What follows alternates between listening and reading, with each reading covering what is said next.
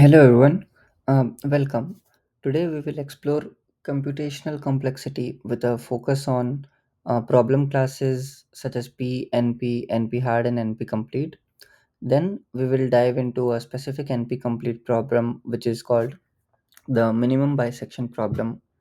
And it is not the one we have discussed in the class, it's a new topic apart from the one professor has given list about. So yeah, what is computational complexity? Now, computational complexity analyzes the efficiency of algorithms based on their input sizes. So we can calculate it based on the time and space. And it is important for understanding which problems are tractable and which are not.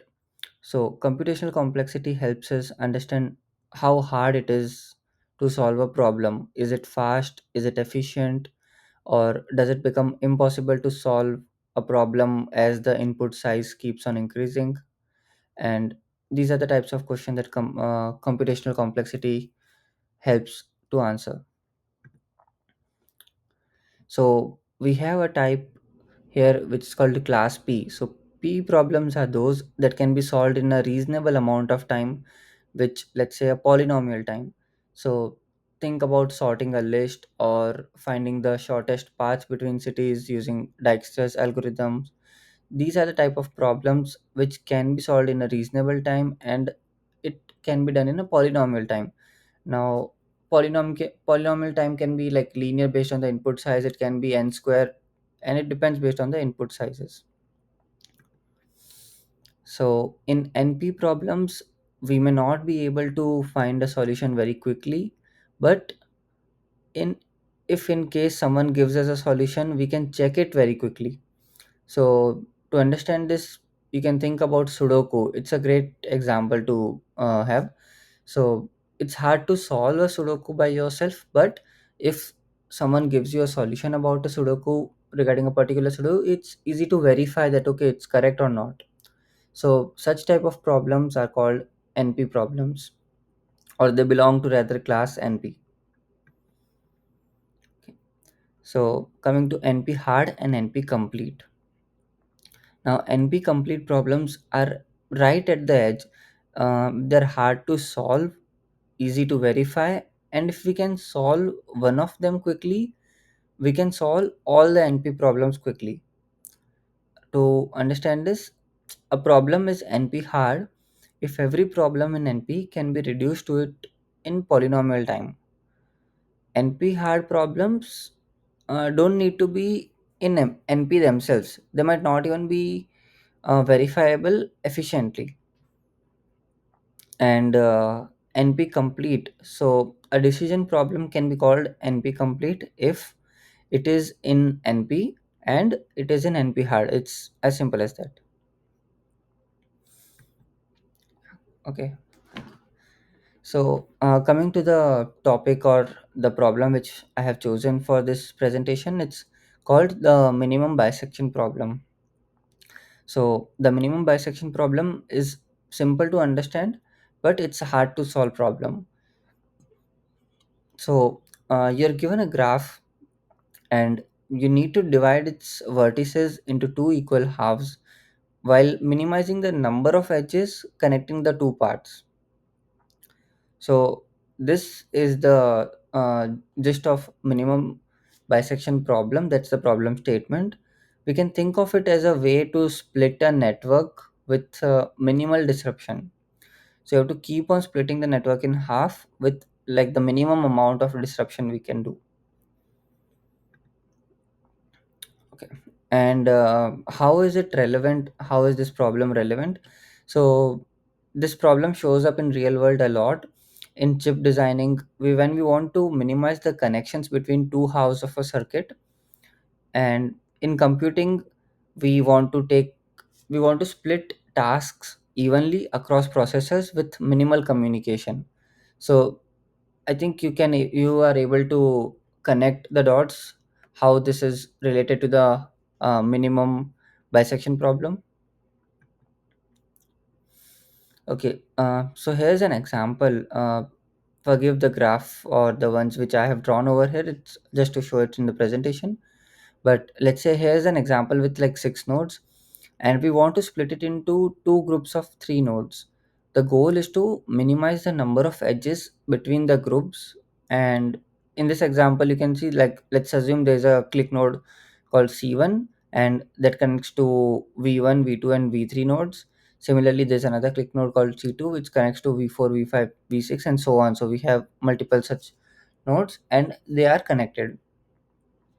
So in the example shown, only two edges cross the partition, and each click node forms a bucket which is connected to three other nodes. So you want to place each click node and its three connected number of nodes in the same half of the bisection to minimize cut edges. Now, why is minimum bisection in NP?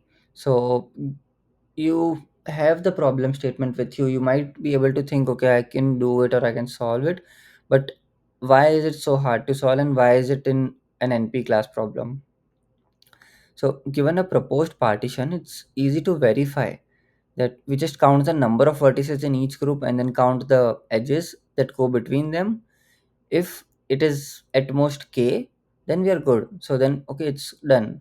So once someone hands out a solution to you, it's very easy to verify whether it's correct or not. So now, to prove the NP completeness, we show it is in NP, and then we reduce a known NP complete problem to it.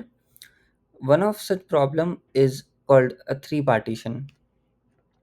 So the reduction uses a trick to force the split to be equal sized when encoding edge costs.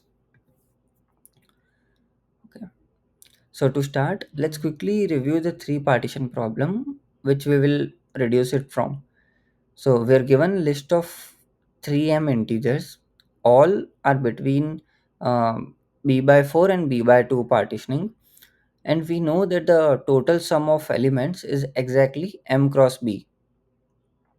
So this means here that we are trying to split the list into m disjoint groups of three numbers, where each group sums up to exactly b. So, and hence, like, the total sum would be mb, because each group will be of a sum b, and then we split into m partitionings. Now, because of the range restriction on each number, we must have exactly three elements per group. So we cannot have more than three, we cannot have any less than three. It should be exactly three elements. And this is what makes a problem strongly NP complete. Now, so here is the key idea of the reduction. So from a three partition input, we build a graph. For each number a of I, we create a vertex. Then we create a clique of m nodes, and think of these as grouping nodes. Now we connect every number node to every group node, but there are no edges between the number nodes. So the intuition is this: the only way to keep the number of crossing edges low is to group exactly three number nodes with one click node, just like in the three partition. So if you can do that for all the groups, no group nodes, without any excess edge crossing, it means a valid three partition exists. So I hope this is clear. So solving the bisection is equivalent to like solving the original three partition now. Yeah. So here's how we can visualize the reduction. Again, this is a graph over here, and it's just for the demonstration purpose. I know it's not the typical graph which we draw.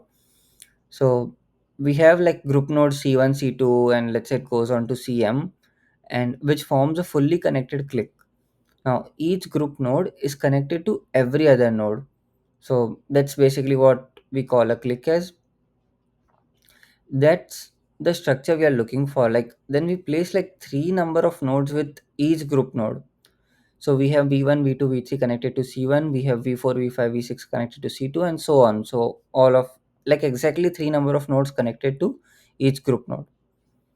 Okay. Yeah, so like this is what we look for in a three partition structure.